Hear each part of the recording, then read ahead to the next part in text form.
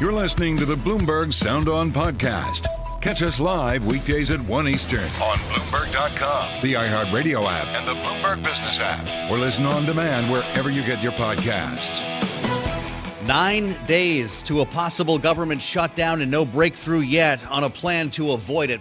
Welcome to the fastest show in politics as the Speaker spars with the Senate Majority Leader over funding the government, operations, Israel, Ukraine funding, and a lot more where that came from. We're joined in a moment by Congressman French Hill, the Republican from Arkansas, serves on the Financial Services, Foreign Affairs, and Intelligence Committees, and is at the center of the debate over funding, as well as the one around renewing the government's warrantless spying powers. We'll have the representative here live from Capitol Hill in just a moment. It was a big night for Democrats, a big election night, of course.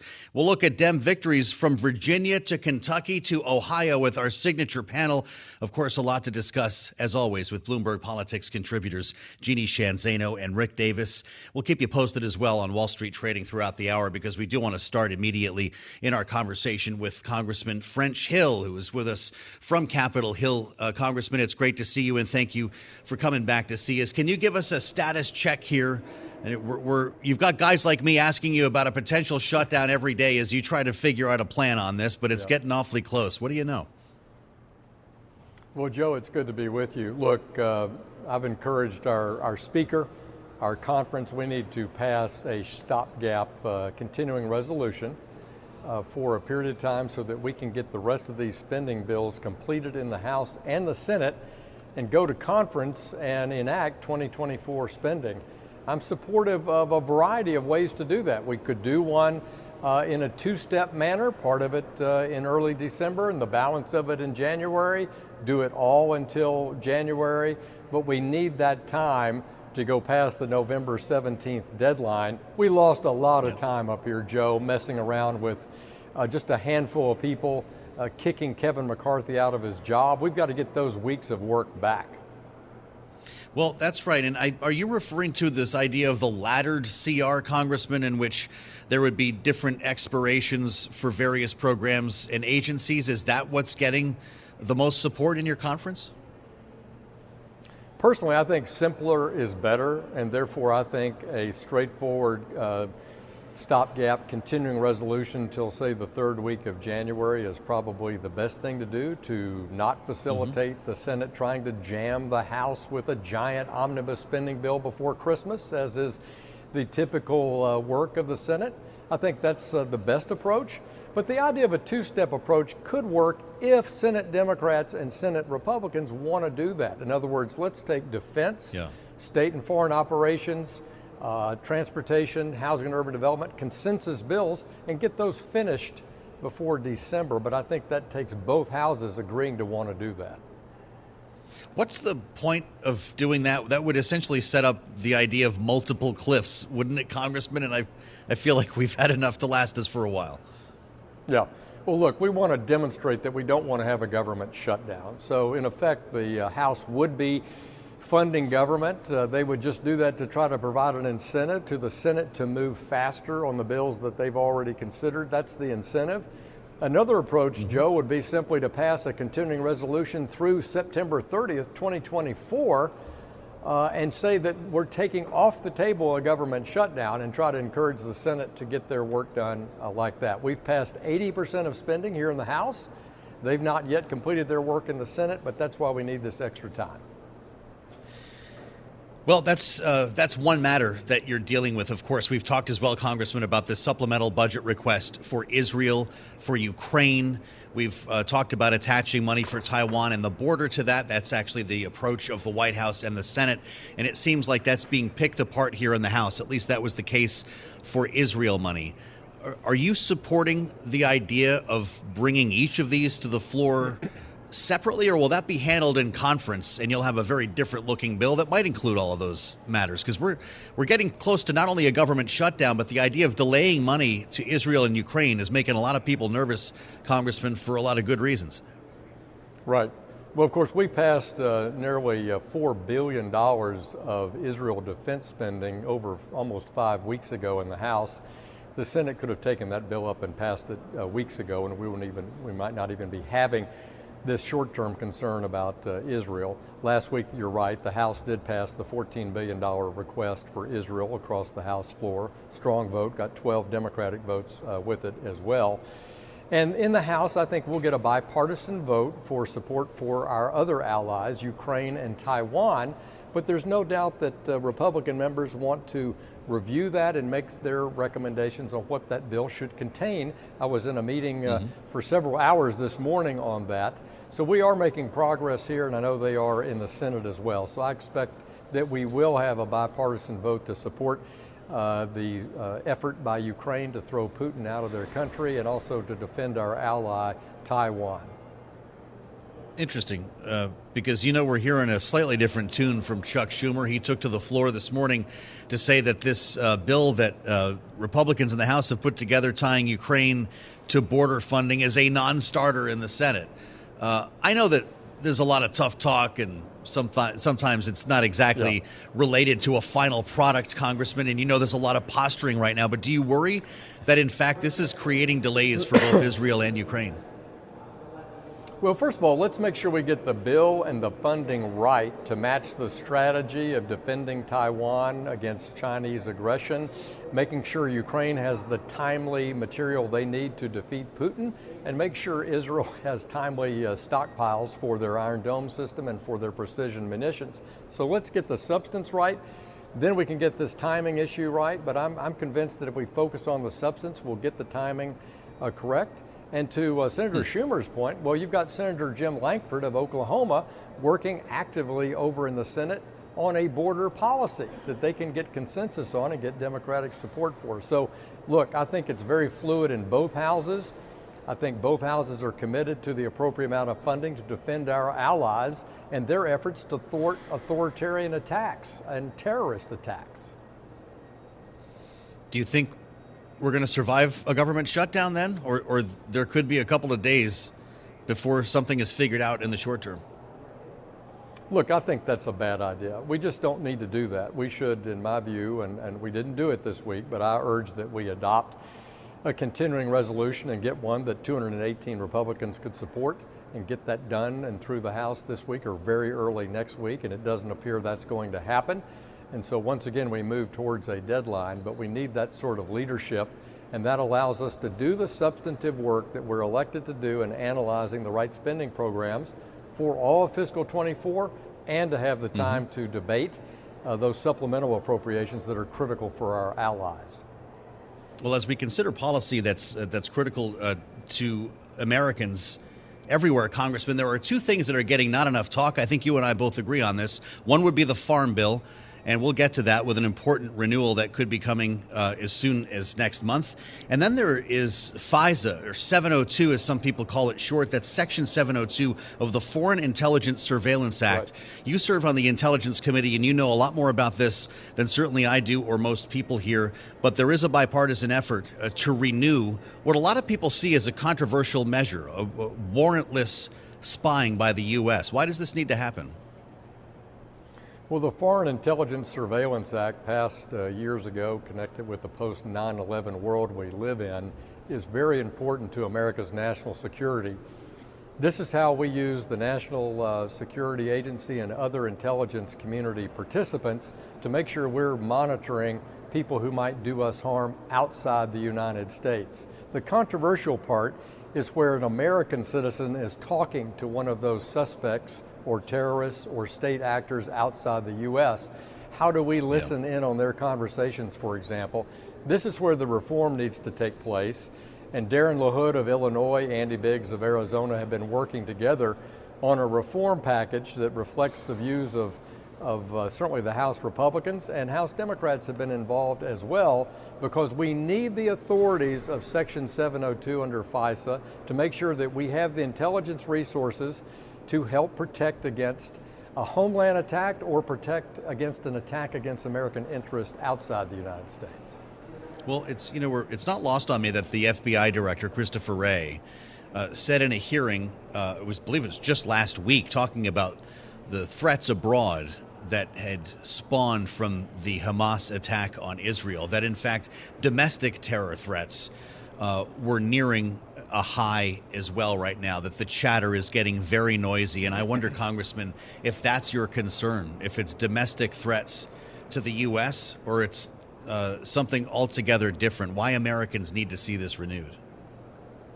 Well, FBI Director Wray last week before the Senate did say that. It's very concerning to me that he would raise that level of concern, that the information that they pick up through their intelligence sources indicate that America is the most at risk it's been since ISIS rose in power in 2014.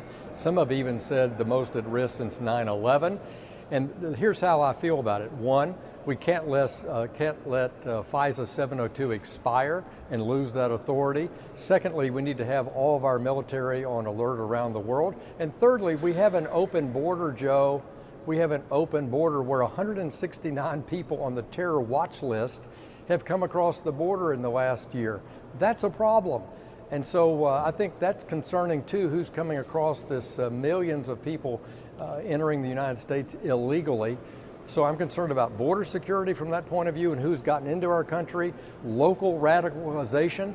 You know, back in my hometown of Little Rock, we had a local radicalized Islamic fundamentalist in Memphis, Tennessee, come over to Little Rock and attack our military recruiting base and kill a young man.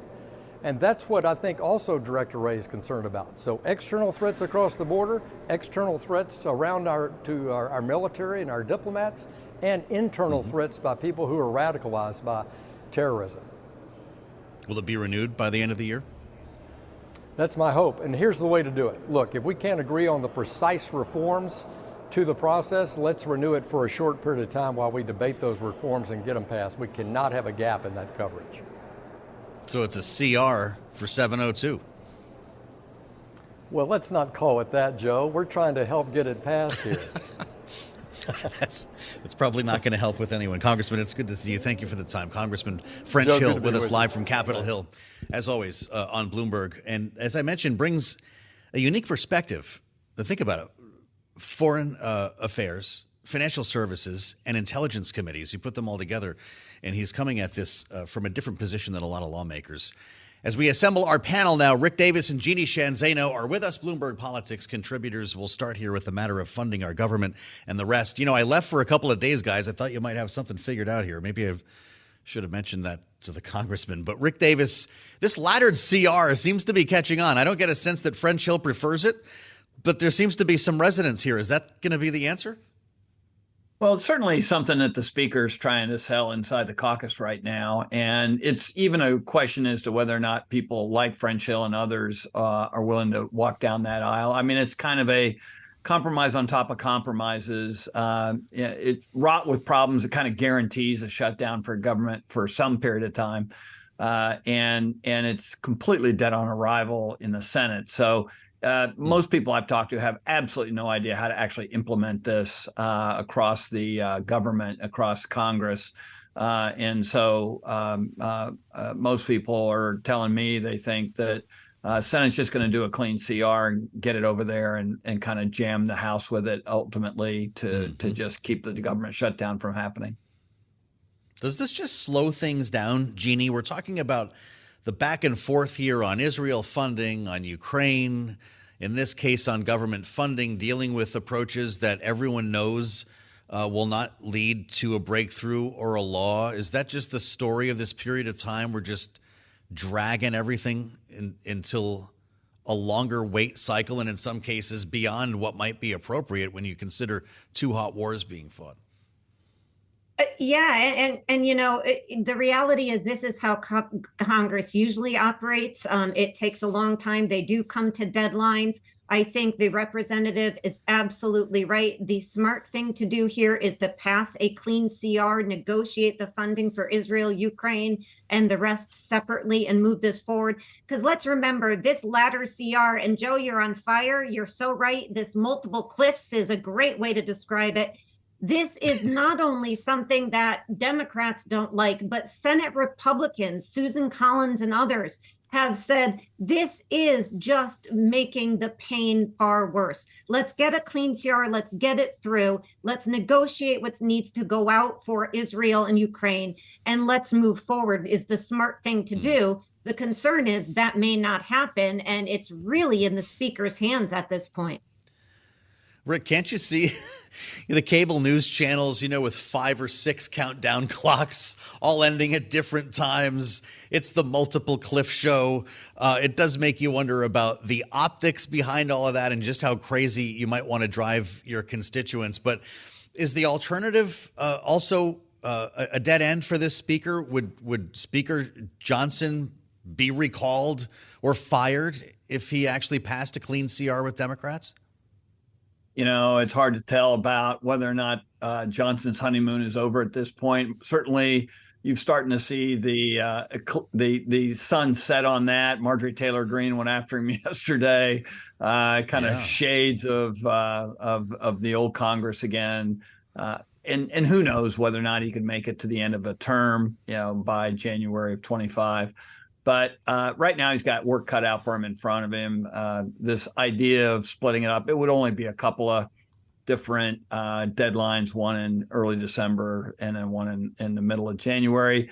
But that being said, I don't even get the impression he's making progress with his own Republican caucus on it. So it's hard for me to understand how you're going to implement that and how you're even going to get time to vote on it at this stage, because the clock has really ticked down too far. And what I find quite amazing is absolutely no word from the White House on their preferences. I mean, they've not tried to push through the supplemental in any way that I've seen. They kind of just left it to Schumer in the Senate, and he's got a bipartisan majority for it. That's not his problem. So unless the White House sort of puts some pressure on the House of Representatives, they're kind of going to let him just stew. And I don't think that's good for the country. I think the president ought to weigh in and say, get the CR done and get the government funded and let's go about the business of passing these supplementals. Well, I'll tell you, by this time next week, it's going to feel real. Like I mentioned, only 9 days to go here. And we'll be, of course, talking it out with Rick Davis and Jeanne Zaino, our signature panel. Next, a big night for Democrats, a big election night. Rick and Jeanne will weigh in on Democratic victories that might tell us a lot about the way forward in 2024. Not to mention tonight's Republican presidential debate. We'll hit it all next with Rick and Jeanne. I'm Joe Mathieu in Washington. This is Bloomberg.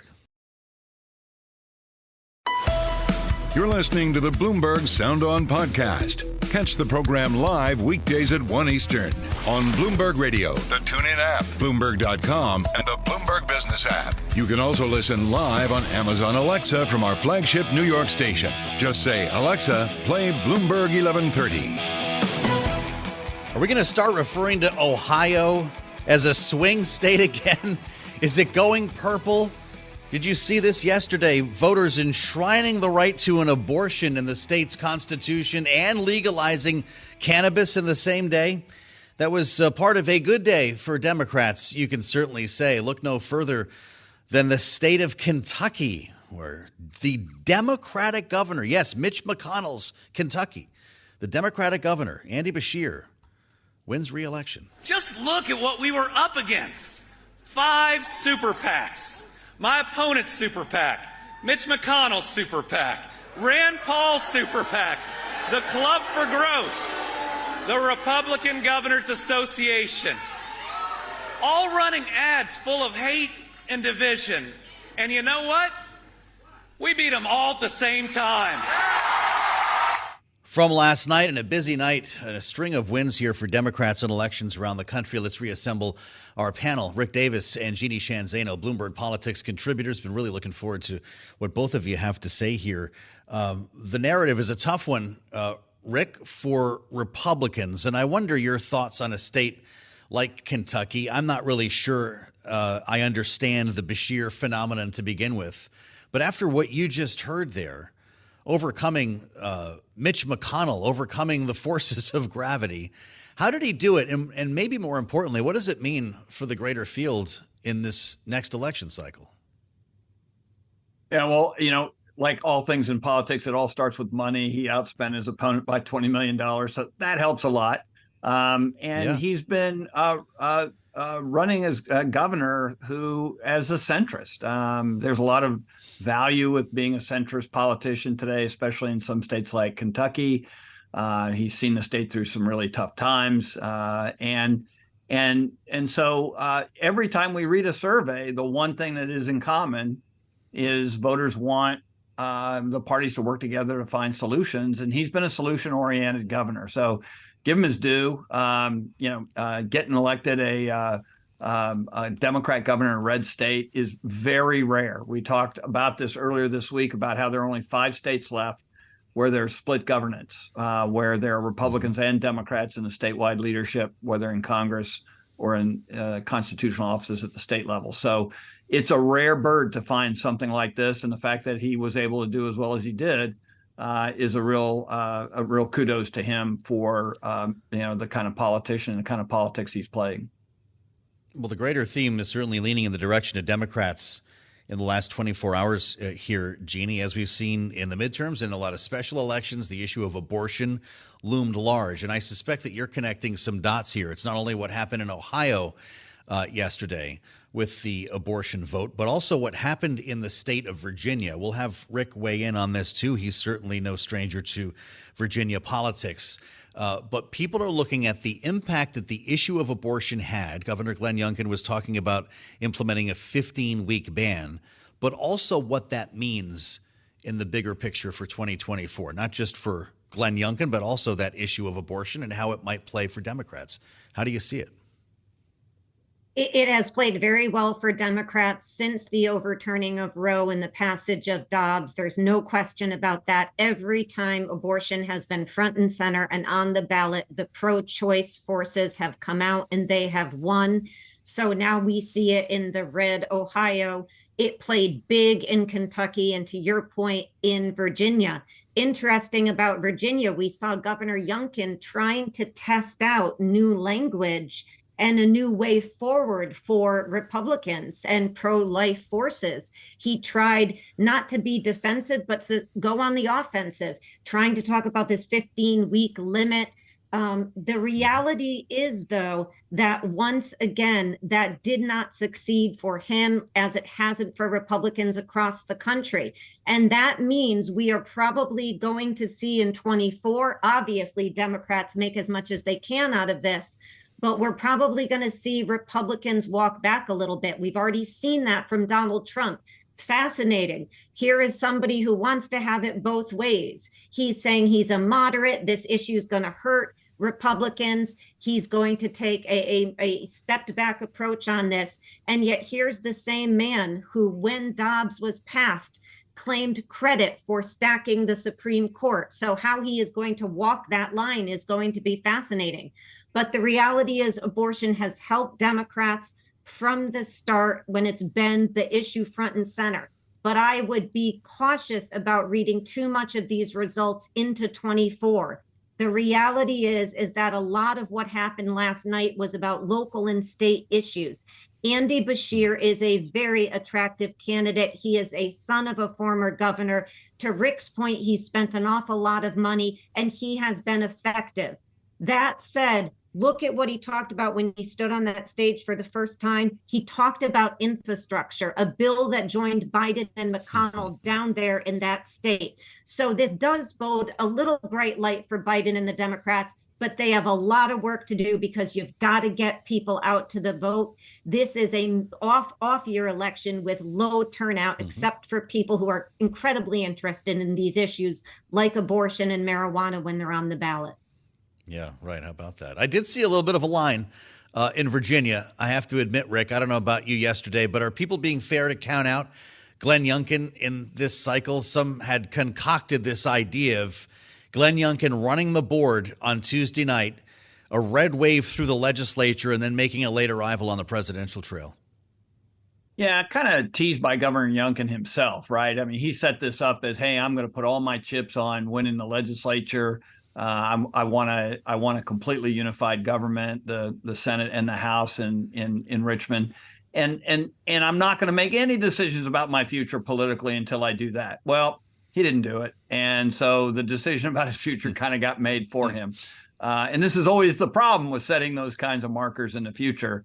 The Virginia race was incredibly close. Republicans actually picked up a seat in the Senate and lost some in the House. And so the bottom line is Democrats now have both chambers in Richmond to stymie any initiative that the governor may have, for the next 2 years of office. So he's now trapped in sort of political purgatory and to some degree of his own making. Look, there's no question abortion played big in this. I would say, looking at these Ohio results, even more so than Virginia, there are a lot of turnout, and it's actually almost historic for a off-year election, an off-year election, and 3.9 million people voted in Ohio and 4 million voted in the midterm. That is outrageous. That's, the idea that an off year could meet a midterm is really something, and I think what Republicans have to pay attention to is, Democrats have occupied the vast majority of voters in the cities, but with this abortion referendum, they were able to move that way out into the suburbs. And to me, that is something that could play important in the 2024 election. But three groups, voters under 30 and independent voters and women, all vastly supported this abortion referendum in Georgia or in Ohio. But all of them have, in those cases in Ohio, a 39% approval rating of Joe Biden. So you can't necessarily draw the conclusion that because they're turning out big for abortion in Ohio, that they're going to necessarily do the same thing for Joe Biden as president. Be curious to ask you about the Trump effects in our remaining moment here, Jeanne. There was actually one big Republican win last night. May not have surprised anybody, but Mississippi Governor Tate Reeves beat Brandon Presley. It was like a cousin or a nephew of Elvis Presley or something there. But Donald Trump went on Truth Social that Daniel Cameron lost. That's the one who lost to Bashir in Kentucky because he could not alleviate the stench of Mitch McConnell. He goes on to write, Tate Reeves, on the other hand, surged to a win after my involvement. Congratulations to Tate. Was this a win or a loss for Donald Trump overall, Jeanne? In his mind, everything is a win, Joe Mathieu. But, it was a loss. Listen, he endorsed Cameron as well. So I don't know why the stench falls on Mitch McConnell.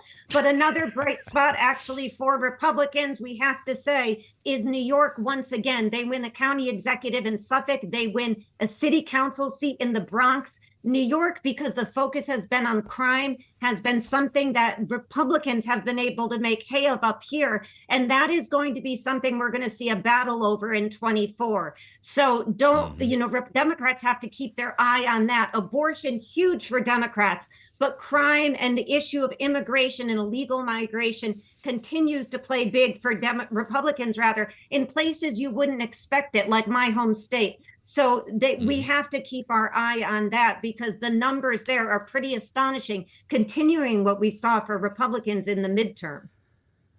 Day after analysis with Rick and Jeanne.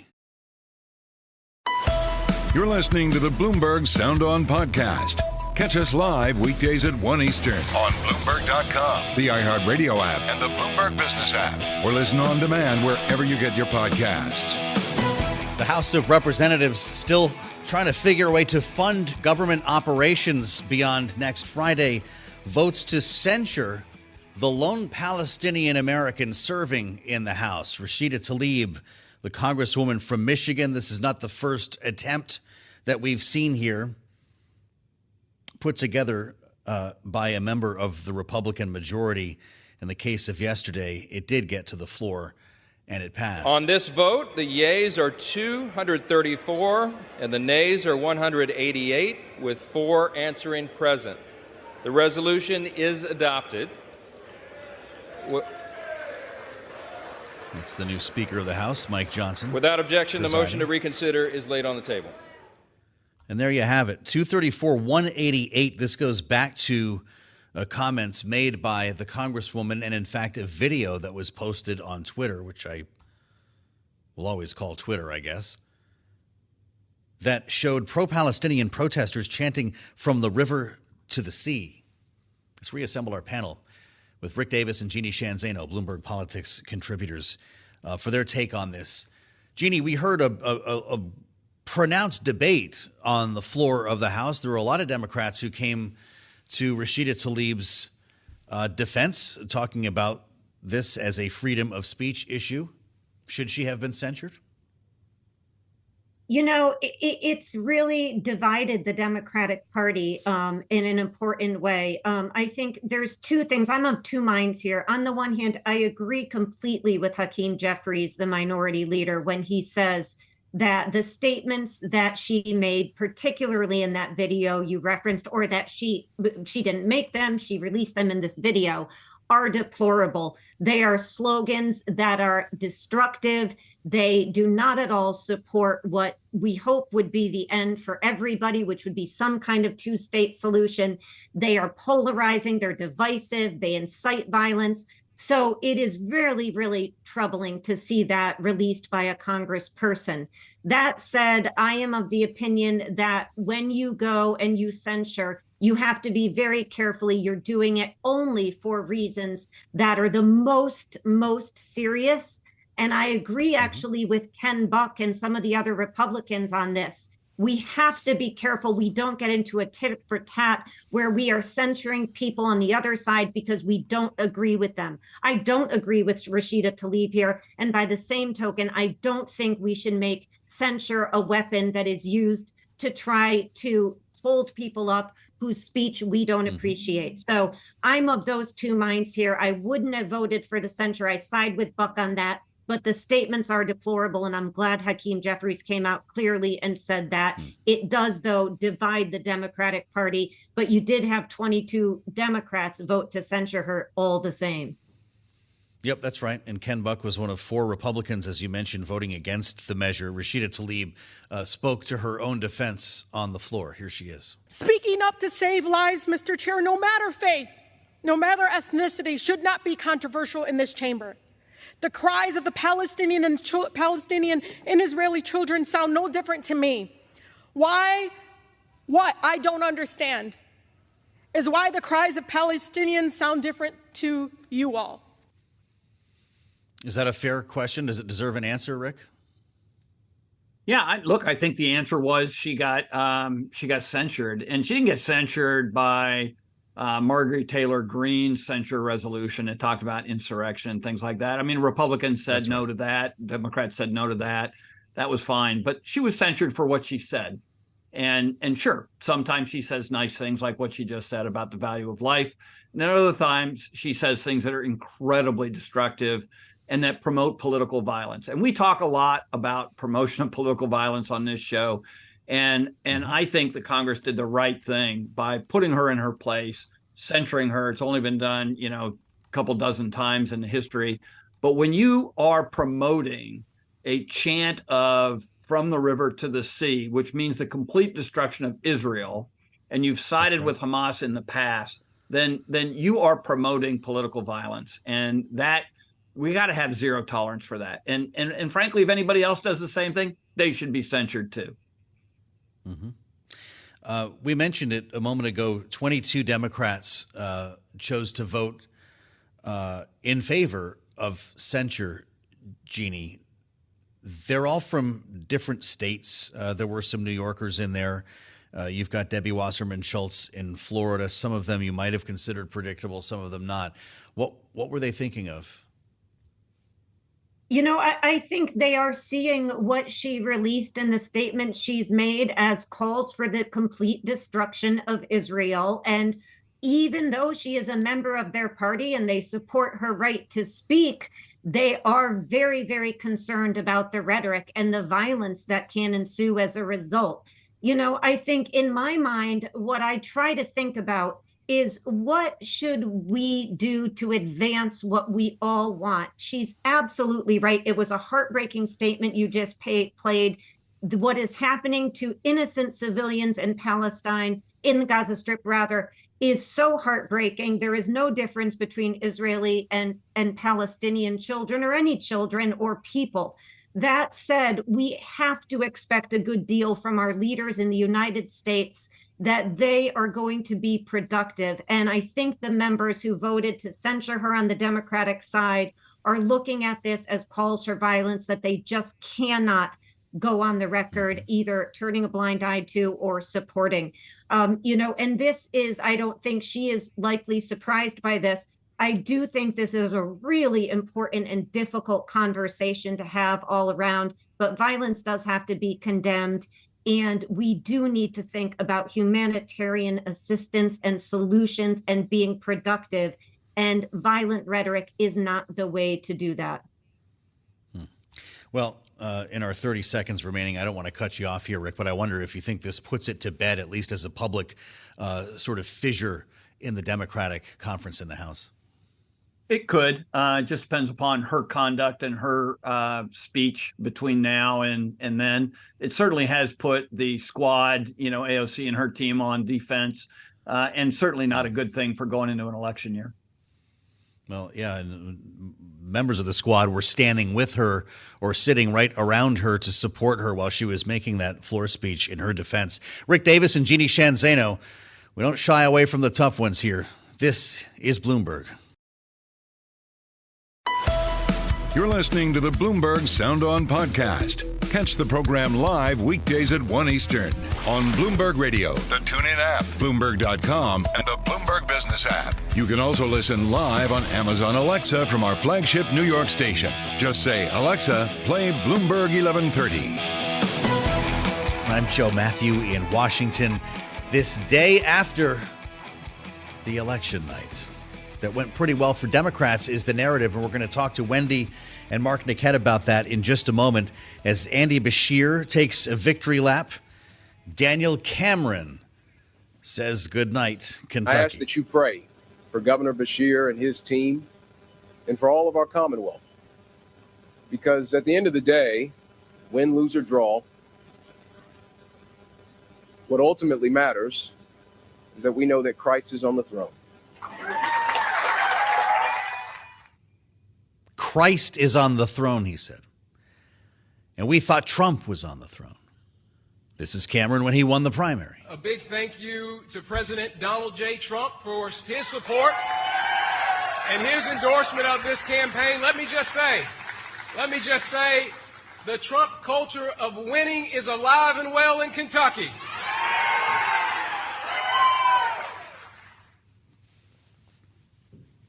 Except it wasn't last night, as it turned out. Andy Beshear wins a remarkable race as a Democrat in Kentucky, and that's where we want to start our conversation with Wendy Benjaminson, Bloomberg, of course, Washington senior editor, and Mark Niquette is with us from the great state of Ohio, Bloomberg politics reporter. It's great to see you both here. Wendy, your thoughts on that, the takeaways for Donald Trump on a night like that. He took to truth, by the way, and said that Daniel Cameron lost because of the taint or the stench or something of Mitch McConnell. Mitch McConnell. Well, my goodness. What about the stench of Donald Trump? Well, yes, but Donald Trump doesn't think there's any electoral stench on Did he that. play a big role in this campaign? Because we're going to next talk about how Democrats had a big night. No. I mean, Donald Trump really has his hands full with the trial, the New York fraud trial. He was, of course, on the stand on Monday. So he was not really campaigning for this one at all. And I'm not sure it often helped. Remember, in the midterms in last year, the people he campaigned for and the most MAGA candidates lost. And I think overall, what this election told us last night was that voters are certainly in favor of abortion rights. They are certainly interested in the Democratic brand. Whether they are, according to other polls, interested in Joe Biden and Kamala Harris is the big unanswered question. Well, that's right. I use this race in Kentucky as an entry point, Mark, but I wonder your thoughts on some of the bigger picture takeaways from yesterday when we look at the state of Virginia, for instance. A lot of folks thought that would be, a red wave that sent Glenn Youngkin running into the presidential campaign. Neither happening here. And, of course, what happened in Ohio. Wendy mentioned abortion, and that does seem to be a big part of the takeaway from races we saw in all of these states. What's your view today? Yeah, I don't know how you can not say this was a good night for Democrats. In Virginia, Governor Youngkin went all in to keep Republican control of the House of Delegates and flip the Senate. This was going to be his springboard, I think, to a run for president in 2028. That didn't work out. In Virginia, the Democratic governor won what is clearly a very conservative red state in a year where it shouldn't have been good for Democrats, given President Biden's low popularity. And in Ohio, you had this issue to enshrine abortion rights in the state constitution passed by 13 percentage points in a state that Donald Trump won twice. It's more trending a red state now. And it just clearly demonstrated that in the case of abortion, it's an issue that can mobilize Democrats and independents and works against Republicans. Republicans haven't figured out how to message abortion after the Supreme Court decision overturning abortion and abortion rights. And, clearly the results in Ohio showed that, Republicans, particularly suburban Republican women, are going to turn out and vote for abortion rights. Well, and Mark, you're absolutely right. But the yellow flashing sign for Democrats, Joe, is that in November 2024, when it's probably, but not necessarily, going to be Biden and Trump, abortion rights will not be specifically on the ballot. Maybe in a couple of states, but that's going. Then it's really not about an issue that, as Mark said, everyone is, or many voters are getting behind. It's going to be that choice that very few voters really want to make. It could be 6 states if those ballot measures, I guess, are approved. So It's not like the whole country is going to be dealing with this as an issue. To your point, although the overhang of Roe, that's true, and that national effect is still very real, is it not? It is. And the White House, or the Biden reelect campaign, has decided to make Vice President Kamala Harris the spokeswoman for abortion rights. And she is an effective advocate on it. She can bring it out. She herself is not as popular as even Joe Biden, I think, but she can really speak to abortion in a way that Joe Biden is very uncomfortable speaking about it because he's always been a little doubting on abortion rights anyway. Mark, Niquette, Wendy mentioned the Democrat brand, and it wasn't only abortion in Ohio, it was cannabis. What do you make of these takeaways when you put them together, and does it reshape your view of Ohio?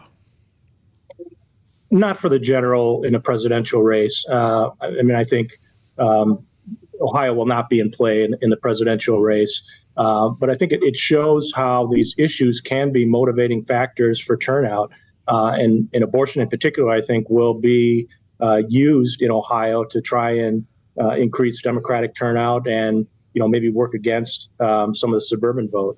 The supporters of issue 1 think having the separate ballot issue to legalize recreational marijuana helped drive turnout of younger voters, which helped them on the abortion issue. But the abortion results were very interesting in Ohio. You had 18 counties that voted for Trump in 2020 support the abortion rights amendment. And in some cases, pretty in a big way. And what's interesting about that is that a lot of these counties are suburban counties, like around Columbus, the state capital. And in Northeast Ohio, were sort of working class voters who, used to be Democrats, but came over to Trump and are, pretty strong Trump supporters. They went for the abortion issue. So it just kind of shows how abortion can be a factor in as an issue in the race. But, as you said before, it's not going to be a race about abortion. It's going to be a race about the presidency and in particular, a choice between Trump and Biden. Mm-hmm. Well, as we pull this into a bigger conversation about 2024, we had the New York Times Siena poll, which freaked out a lot of Democrats here in Washington, for lack of a better term, Wendy. And I'm looking at Marquette University today. This is specific to Wisconsin. Okay. And these matchups, Nikki Haley, 53%, Biden, 44%. DeSantis, 50%, Biden, 48%. Not quite the spread here. But Biden still beats Donald Trump.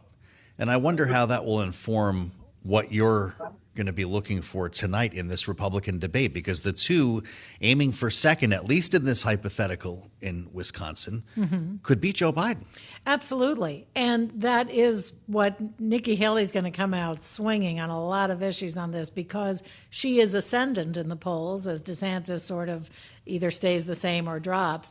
But she really thinks she could be the last person standing if Donald Trump goes down. One of the things that was interesting in that New York Times Siena poll is that voters, especially independents, who would vote for Trump over Biden while he's under indictment would change their vote once, if he ever became a convicted felon. That convicted felon may be the bar that could switch people off Donald Trump. And if that's the case, 6% is actually enough in a close election to beat it. So if he becomes a convicted felon, let's say it happens before the convention, somehow in some political movie that I can write someday, Nikki Haley becomes the Republican nominee, then Biden's in real trouble.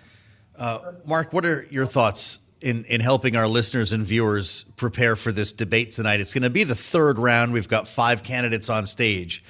And with the backdrop that we just laid out here, who will have your attention tonight in Miami?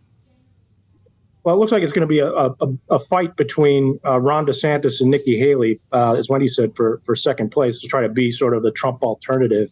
So it'd be interesting, to what level that sparring actually takes place. But I'll be interested to see, how Nikki Haley tries to use the issue of abortion in this debate.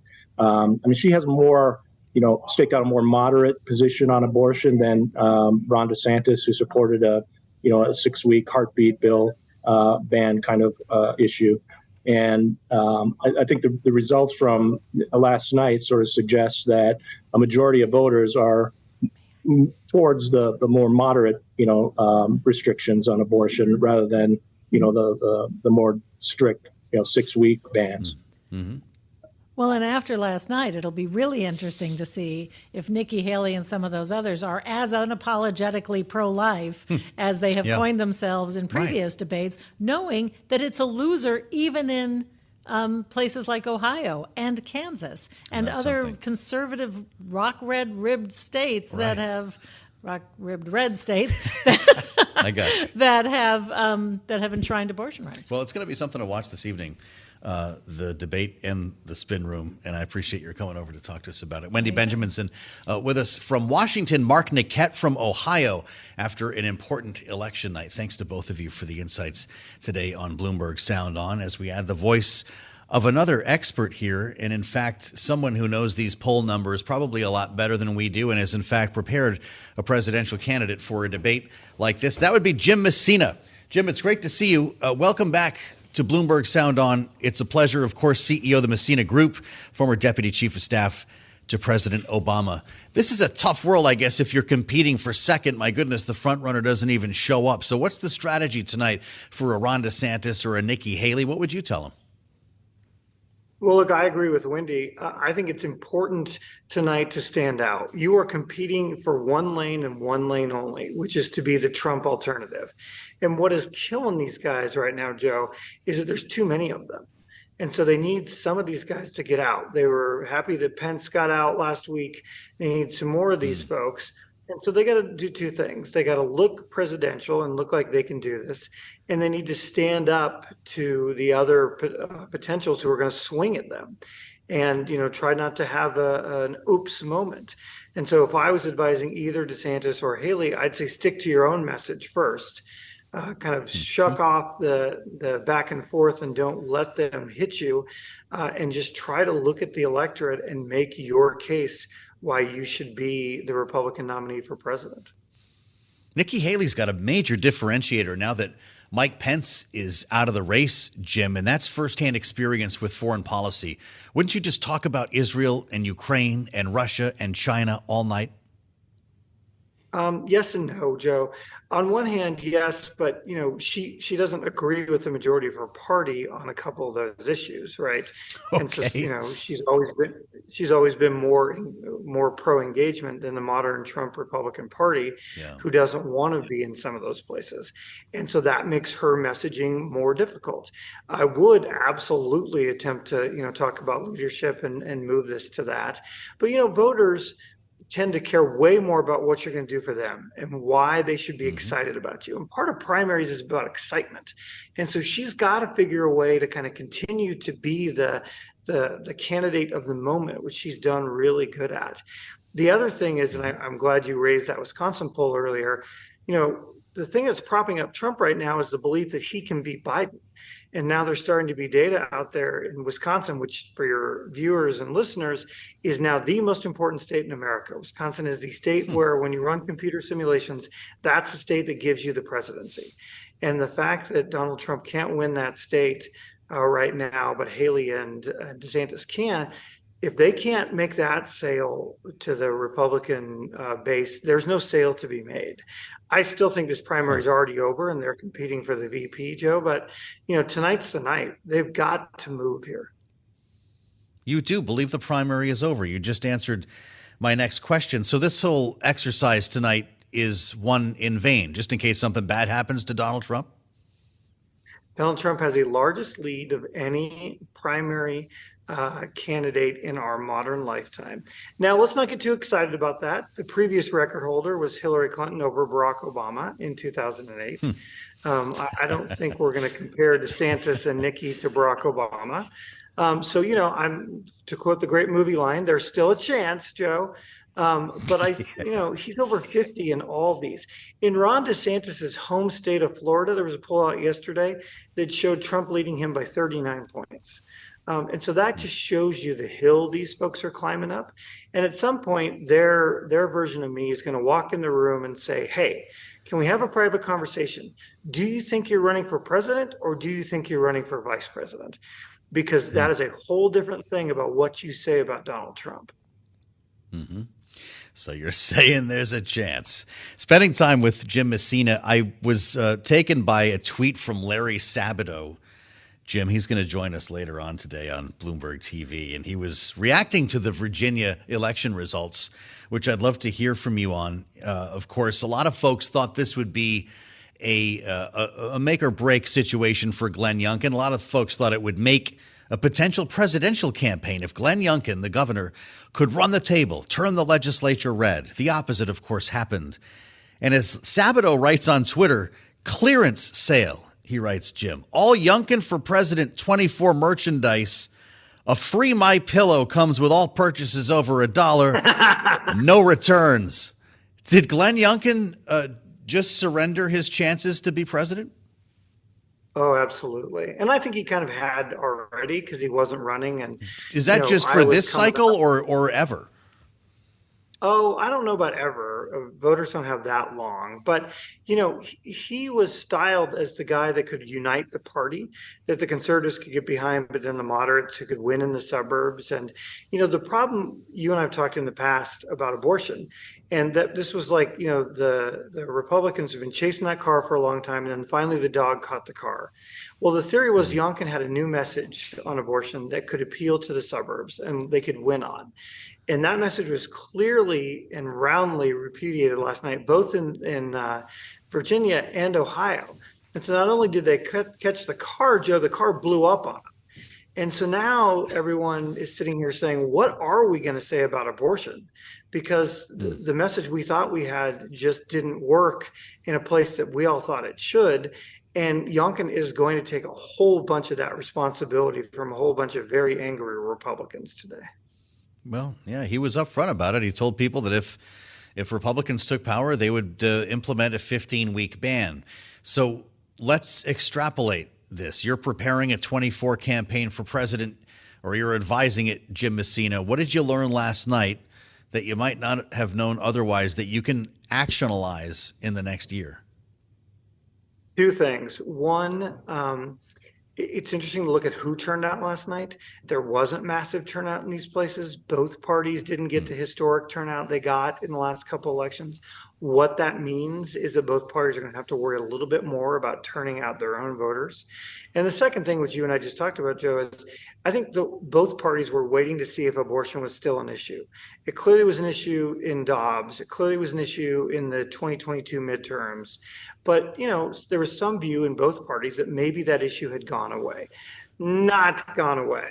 Absolutely. Yeah. Look at the Ohio numbers, 13 points. Nothing passes by 13 points. It passed by more than the free weed initiative. Come on. And then Pennsylvania on the Supreme Court race last night, and then in all those Virginia Loudoun County seats. So the other thing I learned is both parties are going to be talking about abortion next year as well. You mentioned Loudoun County, not to get too hyper-local for our listeners around the country and around the world, but trans rights were just a very big deal in that area. It helped to get Glenn Youngkin elected, in fact, on having parents become more involved in curriculum and policies like these. Was that a rebuke to some extent? How do you read into it? Yeah, I'm not sure it was a rebuke. I mean, it could be. I think that largely abortion became a bigger issue. I also think that Youngkin wasn't on the ballot. This is the problem the Republicans have had with Trump. It's a problem we had as Democrats without Obama on the ballot. Can you turn your voters out without you on the ballot? And so far, the data for both parties is it's hard. And last night, those Youngkin swing voters in Loudoun County went Democrat. And, so both parties are looking up today to say, is Virginia really a swing state in the presidential election? Well, we're looking at as many as 6 states, based on our reporting, that could have abortion on the ballot in 2024. Obviously, it's not going to be a national vote, but it could be a national issue, to your point. To what extent do Joe Biden's successful outcomes state by state depend on abortion being on the ballot? It's a great question. I don't think that's how it works, because I think it doesn't need to be on the ballot. I think, this will be the first election since Dobbs where the presidential election could be a referendum on abortion, because you're going to have a very clear difference. Trump has said repeatedly, I'm proud to have appointed these judges. I'm the guy who got rid of Roe v. Wade. Biden has said repeatedly, I want to pass a bill to codify Roe v. Wade. And in those swing states, to your point, it doesn't matter if it's on the ballot. It's going to be a choice between two very different theories of the case, two presidential campaigns, and these swing women voters that, decide presidential elections in Montgomery County in Pennsylvania, in Milwaukee suburbs in Wisconsin. They are going to want to know about people's stance on these issues, no matter if it's on a state referendum, because largely abortion is a national issue for these voters. And they've proven that over and over in the last year. How about that? I haven't asked you about the Donald Trump effect, and I don't know if you even see one. He was blaming, I think, as he put it, the stench of Mitch McConnell for Daniel Cameron's loss in Kentucky last evening, where Andy Beshear, the Democrat, wins re-election. You're talking about some broad strokes here. Was Donald Trump one of them in this election or not? He was. In the 2022 midterm election, Joe, the most determinative factor of how you were going to vote as a swing voter, exit polls showed, was your view of Donald Trump. And the problem the Republicans have with Donald Trump is he's an amazing turnout machine, but he tends to endorse these candidates that are hard to win statewide.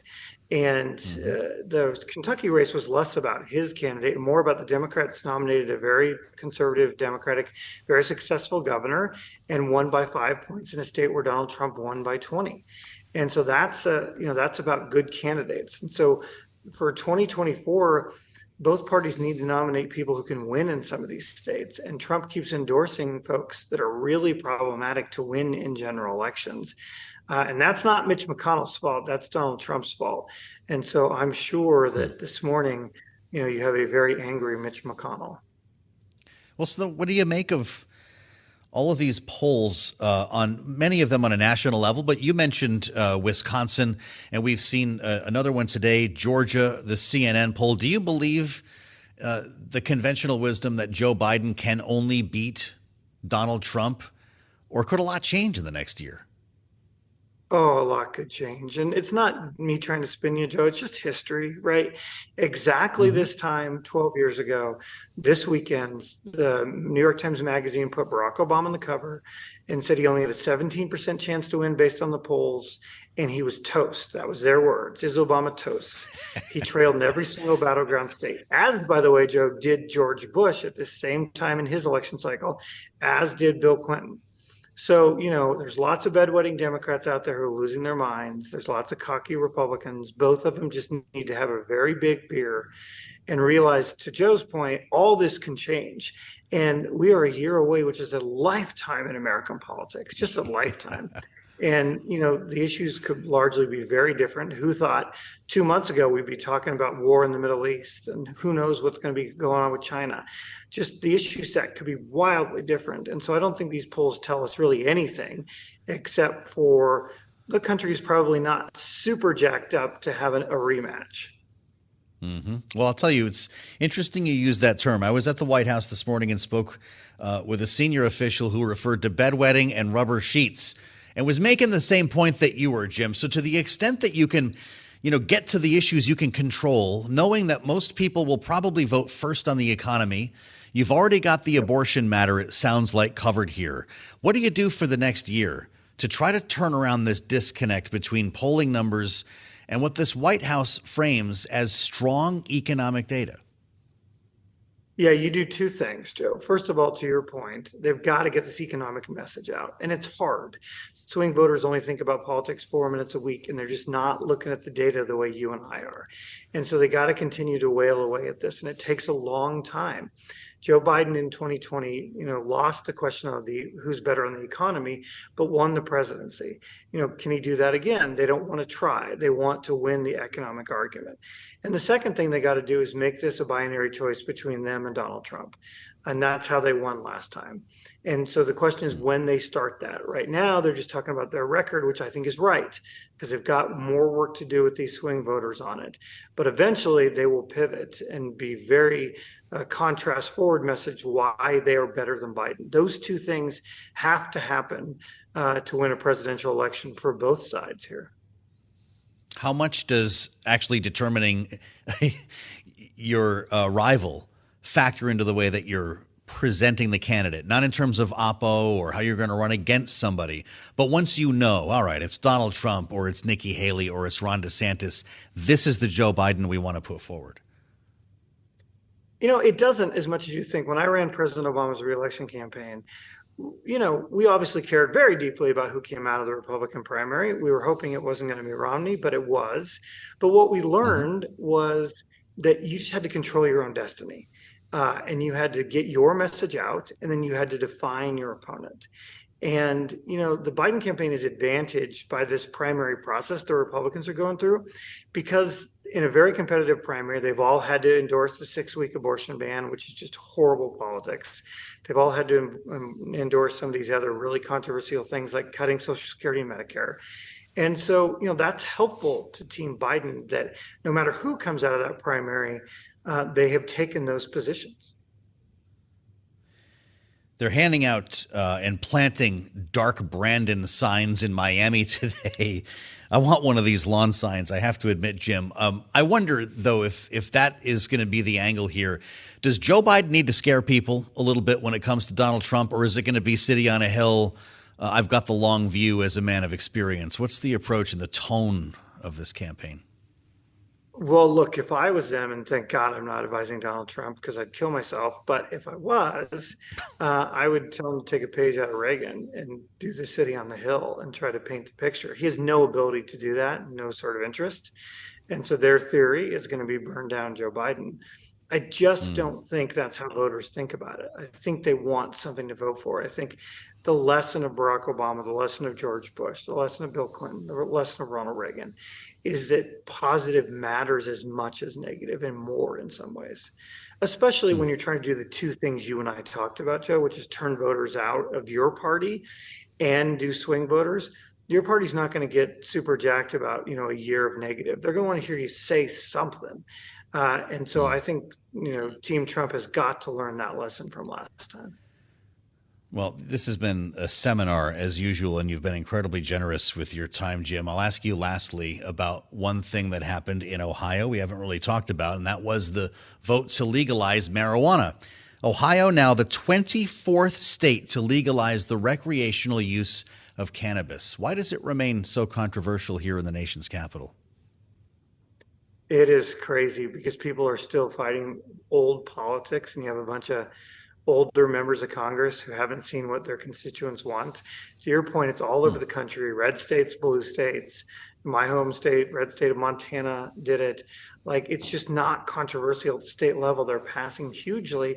The only place that hasn't gotten the message is this 10 square logic free zone called Washington, D.C.